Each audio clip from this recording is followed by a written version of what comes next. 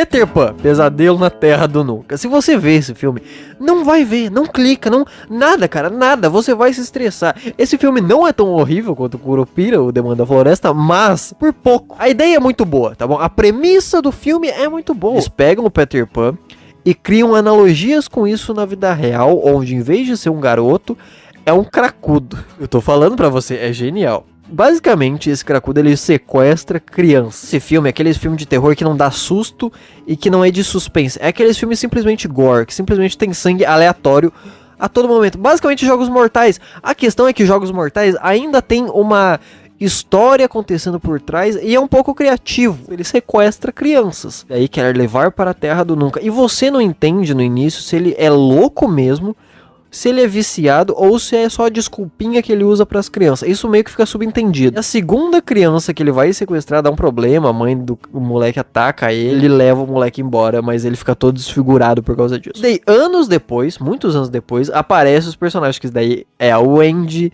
e é os outros moleque, tá bom? Você que já assistiu a história clássica do Peter Pan, você sabe. Tem o Peter Pan, que é um moleque da Terra do Nunca, que quer viver, que é um adolescente pra sempre, e quer levar os moleques, os adolescentes pra essa ilha pra ser criança pra sempre também.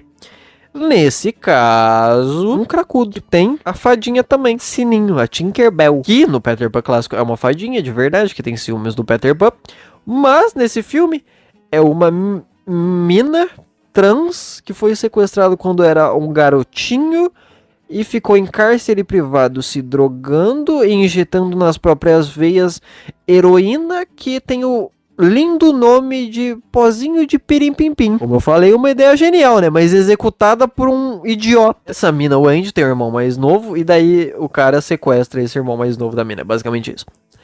E aí começa o meu estresse. Como é que ele sequestra o moleque? O moleque tá indo embora da escola de bicicleta.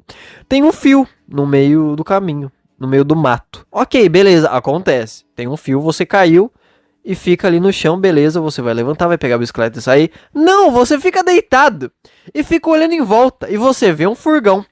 Você vê uma van, o que que você faz? Ele aparece o cara de máscara, ele tá de máscara, lembra disso, porque naturalmente, né, é uma floresta, mas pode ter gente que vai reconhecer o cara, vai reconhecer o rosto desfigurado dele, mas no momento que ele agarra o moleque, ele tira a máscara, ele tira, por quê? Porque eu não sei, porque não tem porquê nesse filme, ele só faz. Daí ele sequestra o moleque acorda, fica assustado, fica com medo, pega a mochila e pega o celular, porque eu vou sequestrar alguém, eu vou deixar essa pessoa no quartinho trancado com a mochila dela, com o celular dela, porque eu também não vou abrir a mochila pra ver o que tem dentro. Não, eu vou respeitar a privacidade da pessoa, eu sou um psicopata, mas que respeita a intimidade dos outros, né, rapaziada? Daí o Andy volta pra casa, fica assustado, todo mundo fica com medo. E daí eles vão atrás de um cara que já teve o filho sequestrado. E a gente descobre que tem uma criança aí que, né, foi sequestrada. Ponto final. Até então é isso. A gente entra no quarto, que era pra ser um menino, daí aparece um flashback do menino. Porque é isso que o filme faz. Quando o filme ele não tem nenhuma capacidade de montar uma história. Tá o pai do moleque falando que o moleque sumiu do nada. Ele não sabe como que sumiu, certo? E tá um flashback pra nós aparecendo do moleque sendo sequestrado por um palhaço que ofereceu um balão. Como que tem esse flashback? Por quê? Isso é uma memória de quem?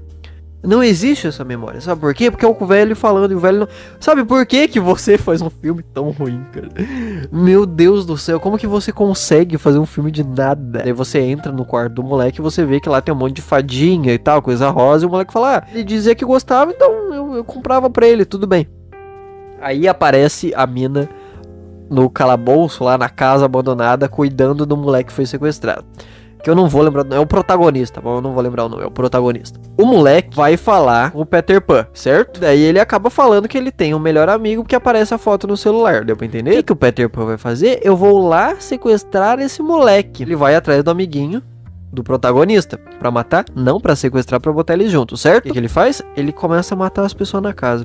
Nesse momento, a Wendy, a irmã do moleque, tava lá, que tava assustada, foi dormir na casa da amiga dela, né? Porque o molequezinho lá que é amigo do protagonista tem uma irmã mais velha. Essa irmã mais velha é amiga também da irmã do protagonista. Olha só que legal. E daí a irmã do protagonista foi lá. O Wendy foi lá. Daí chega o Peter Pan, mata a amiga da mina, a amiga da Wendy que tava dormindo no sofá. E sabe o que mais me estressa nessa parte? A Wendy, ela pega, ela foge. Ela vê o Peter Pan também matando o pai do moleque. Daí a Wendy foge. pela janela e dá a volta e desce no outro quarto. De repente, a mãe do molequinho parece amarrada pra ser solta pela Wendy. Daí do nada aparece o Peter Pan atrás da mina, da mãe, e mata ela. E a Wendy se esconde a tempo. Não sei se deu pra perceber o ponto que me estressou aqui, mas eu vou explicar pra você por que que o desgraçado amarrou a velha. Ele entrou ali matando todo mundo e ele ia matar a velha. Por quê? Em que momento, no meio de um massacre que tá todo mundo gritando e apavorado, você parou pra amarrar a pessoa, amarrar a boca da pessoa, a mão da pessoa numa cadeira? Explica pra mim qual que é o sentido disso. Não tem sentido, era só pra ter o momento em choque. Ah, o Peter Pan tá aqui, quase viu a Wendy. É só pra isso. E daí o Peter Pan, ele pegou o molequezinho, botou no carro e foi pra casa. A mina, a Wendy, pegou o celular dela, que obviamente, vai estar sem bateria. E daí ela, que já é mais velha, ela sabe dirigir, ela entra no carro e segue a van do Peter Pan. Outro momento que me estressa, sabe por quê? Você tá numa rua escura. Imagina agora uma rua escura, uma reta, não tem curva, reta, no meio do mato. De noite. A mina com o farol aceso. Não é que a mina tava, eu vou ficar aqui, né, longe. Não. A mina, o cara chega em casa, a mina chega literalmente 7 segundos depois. A mina tava ali. E o cara não viu, o cara não reparou um farol atrás dele, na casa dele, no meio do mato, no meio do nada de noite. Por que que o cara faz isso comigo? Inacreditável esse filme, cara. E daí a mina consegue entrar lá, daí ela briga, daí aparece a Sininho, daí ela fala, eu conheci o seu pai, na verdade seu pai te ama, o Peter Pan mentiu pra você, falando que ninguém te amava e tal. Daí a mina ajuda a Wendy, que pega o menininho, salva o menininho, o amiguinho do protagonista.